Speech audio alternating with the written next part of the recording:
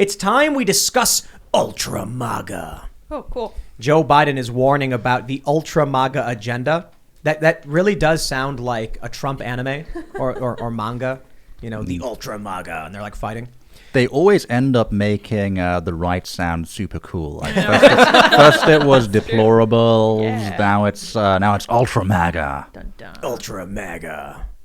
What does it mean? I don't know. Does it mean it's awesome? Ultra. What is ultra? Okay, More? look. Joe Biden was talking about the Roe v. Wade thing. He's insane. He's an insane person. Okay, I just have to say that. And I'm always a little reluctant to say that because there's going to be some red pill curious left-leaning person who's like, I guess I'll check out Timcast IRL. Then they hear something like that and they get scared and they run away and they're like, no, he's far right. Let me just explain. Okay, give me a second. Let me try and break it down for you.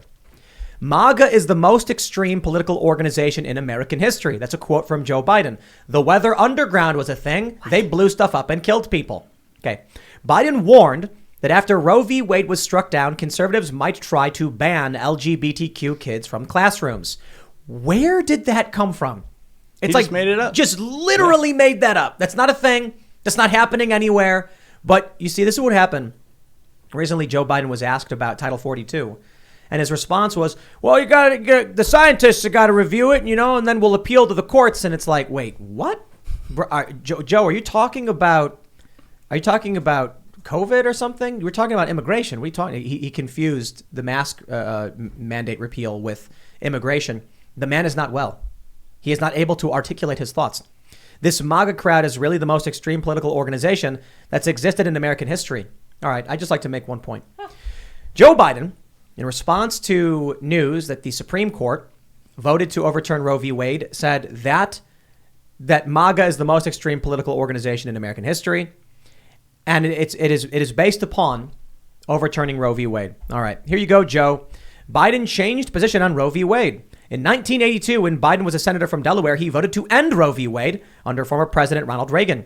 The administration was focused on ending abortion rights at the federal level. An amendment was proposed to the Senate Judiciary Committee to allow individual states to overturn Roe v. Wade. He said, I'm probably a victim or a product, however you want to phrase it, of my background, citing his Catholic upbringing. If anything's more extreme today, it's Joe Biden. It's a hypocrite. No, look, the psychological thing, projection, right? We talk about this all the time.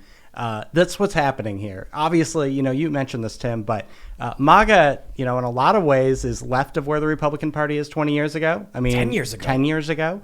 You look at like trade and things like that. Those were issues where the Democrats were.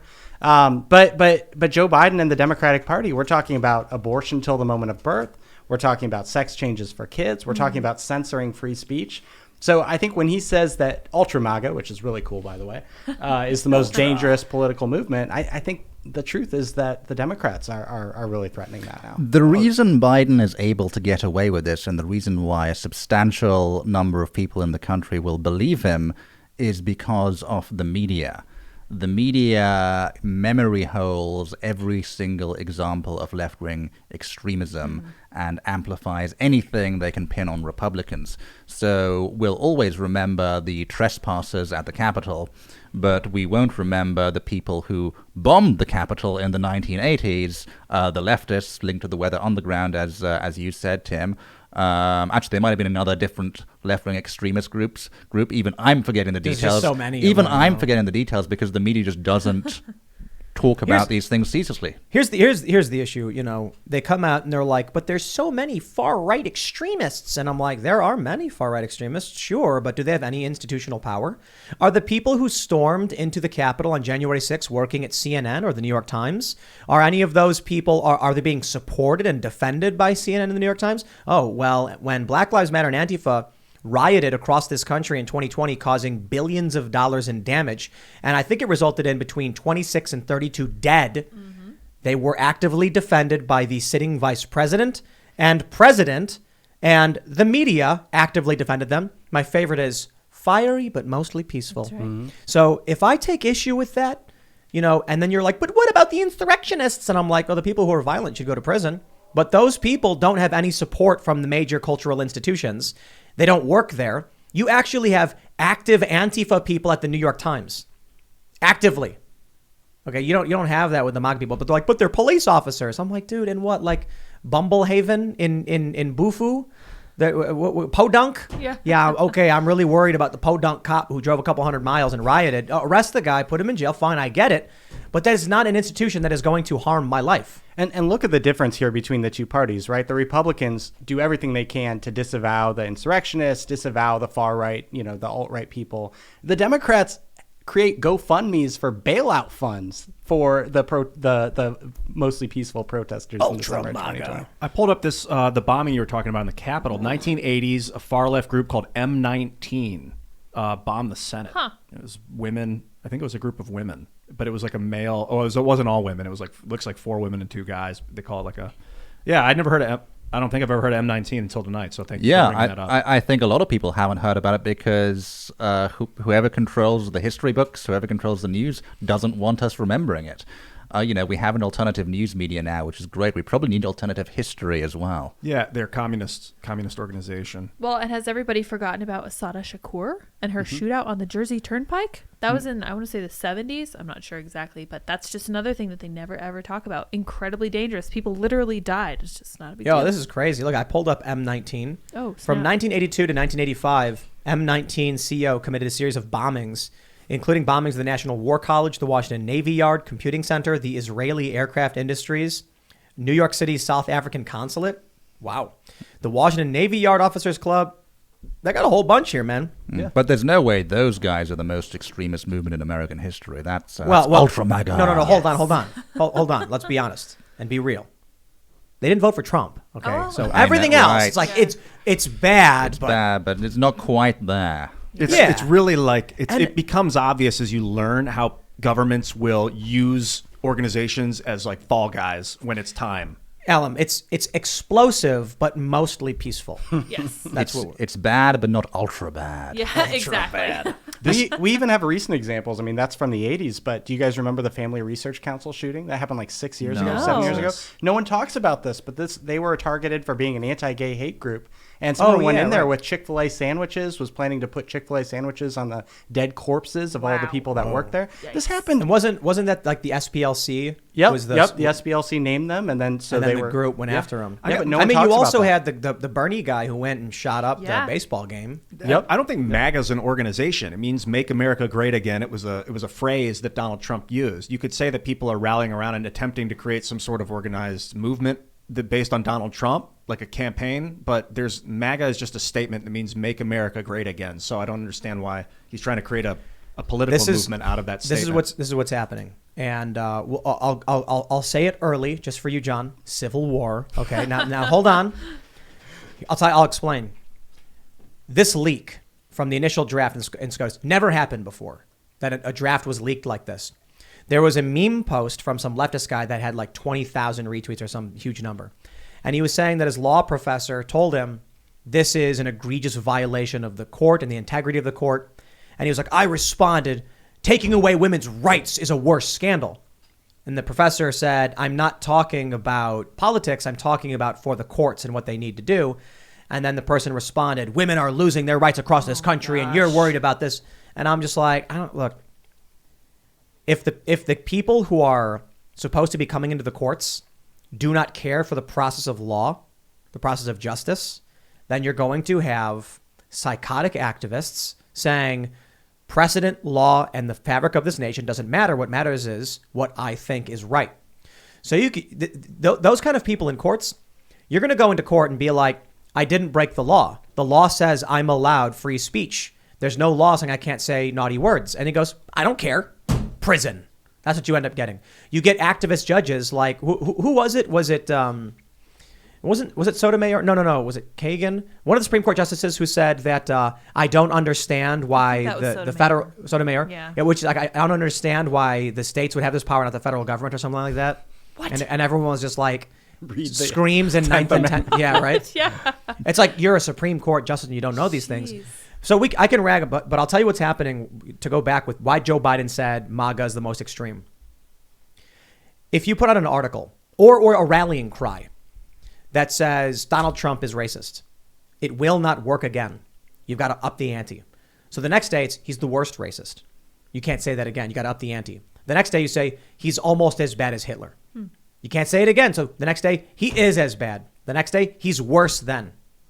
You have to keep escalating it because people want that fix of anger and hatred. And they need a reason to hate and be angry. So Joe Biden comes out and he needs a way to rile people up for the midterms. The Roe v. Wade thing leaks. And he says, they're the most extreme organization in American history. And you know what he's doing? He's targeting 18-year-olds. 18-year-olds who don't know about the Weather Underground, who don't know about M19CO, who don't know about these bombings, who don't even know about Joe Biden. Because we've had these leftists on the show and they're like, I don't know anything about Biden or his administration or what he did with Obama. And I'm like, well, he blew up kids. But they don't know that. He says it. They believe it. M19? I don't know nothing about no M19. M19CO. It's the May 19th Communist Organization.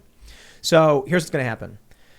Right now, I think the one thing that's preventing just balls to the wall chaos and violence, boomers. Boomers were 30 years old or so in the 90s, and they were the political faction that overlapped Democrat and Republican. To this day, it is still mostly true. We had a boomer on the show recently. We talked to her, and she didn't know anything about what was going on with our generation's politics. When the boomers age out, retiring, exiting politics, and or passing on, that tether is gone. And you're going to have millennials who are very much at odds in the culture war. I mean, look at where we are compared to where the Young Turks are. But it's all screaming at each other. Mm-hmm. But we do have young people, and there are some older people involved. Don't get me wrong, boomers are involved. But they're overtly fighting in the streets. What happens when Gen Z and Gen Alpha are raised in a world dominated by millennial worldview, which is hyperpolarized? What happens when the next generation comes in, raised by millennials? Millennials are going to have kids. Gen Z is going to have kids, and their kids are going to be raised in those ideologies, completely bifurcated politics in this country. That's when chaos happens. The one thing that I think is missing from all of the discussions about escalation of violence and hyperpolarization in this country is how demographics shape what's going to happen in this country.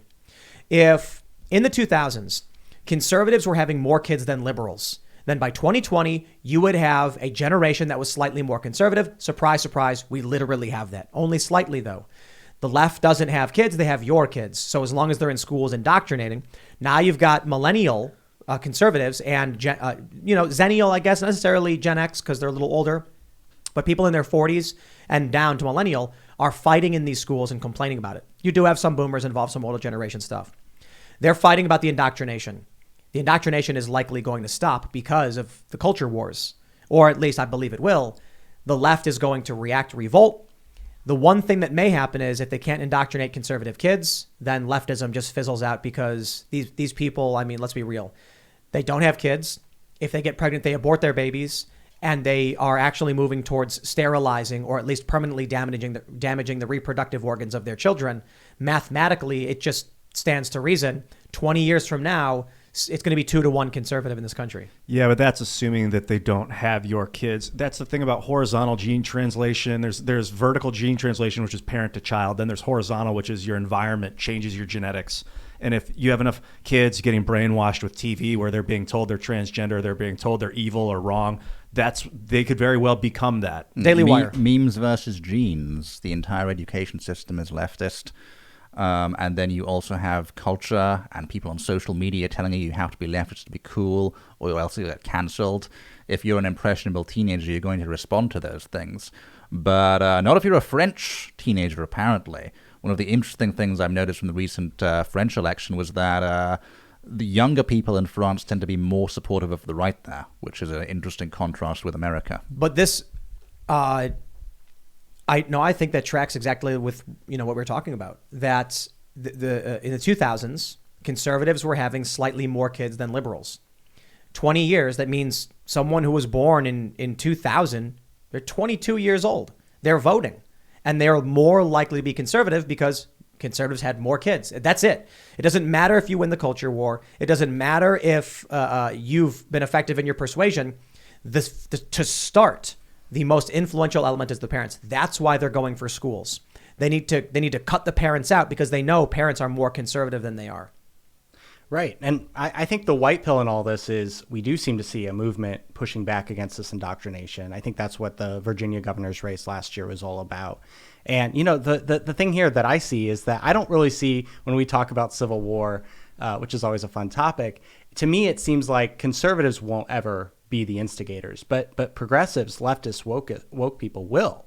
And so it's really critical, I think, for us to, to take back power, to be willing to use the government to shut down some of these institutions that are trying to do this indoctrination, to really go after them. And so that's like one of the biggest debates on the right now is like, are we going to continue to be this like small government party that lets schools do whatever they want to your kids? Or are we going to take a more active role and say, no, absolutely not. Parents should have some control over that. Yeah, the meme works both directions, works in multiple directions. You may have indoctrination towards one thing, with just this show. Having you listening to this right now, you are being indoctrinated. This is the part of the conversation. And if you want your kids to learn this kind of information, let them listen to this kind of conversation. It works. And so we can heal the earth, and we can heal our minds and our children's, forethought proactively by exposing kids to good ideas. And this is why, for me, it all comes back to internet censorship. I think this is the most important issue for all of these culture war topics, because if you can't control the flow of information, then you can't indoctrinate people. I remember being in college and hearing absolute nonsense from gender studies professors and thinking that sounds a bit weird. I'm going to go and look things up on the internet, see what the internet has to say about this particular debate about the social construction of gender. And then I'd find threads on 4chan and Reddit that broke it all down and explain to me that, yes, I was absolutely correct. You are listening to nonsense right now. Here's the facts. Here's the data. Yeah. So it comes back to internet censorship. This is why they're so fixated on it. This is why they're so determined to stop Elon Musk bringing free speech back to Twitter. If they can't control those choke points of information, the indoctrination machine completely collapses. And as these left-wing institutions, really beclown themselves, I think the media, for example, you look, CNN's ratings, MSNBC's ratings, always going down. Some of these things, I think people realize, okay, these institutions are bad. But as Allum said, like if you take away our ability to access information, take away our ability to go to the Daily Wire or go to some of these other institutions to kind of counter this programming, then, people are going to say, well, I heard that Trump's a racist. I guess that's true because that's the only source that they saw. They're losing. I hear it more and more. And the craziest thing to me actually is having people say things like, I started watching your videos and then I kind of realized about all the lies. And it's really fascinating because we have been doing this now for a little while. But it's not just, it's about, Steven Crowder. It's about even people like Jimmy Dore, who's a leftist, but who are challenging the establishment. It's about breaking points with Crystal and Sagar. These more and more people are rising up doing shows, just saying no to the manipulation and the lies. So it'll be fascinating when these institutions lose their power. Thanks for checking out this segment from the Timcast IRL podcast. But if you want to check out the full show live, tune in Monday through Friday at 8 p.m. And if you want more special access content, head over to timcast.com and become a member. Your membership helps sustain this company, keep our journalists employed, makes this show happen, and you will get access to exclusive members-only segments of the Timcast IRL podcast, and there's a massive library to check out. So again, go to timcast.com or tune in Monday through Friday at 8 p.m., and we'll see you all there.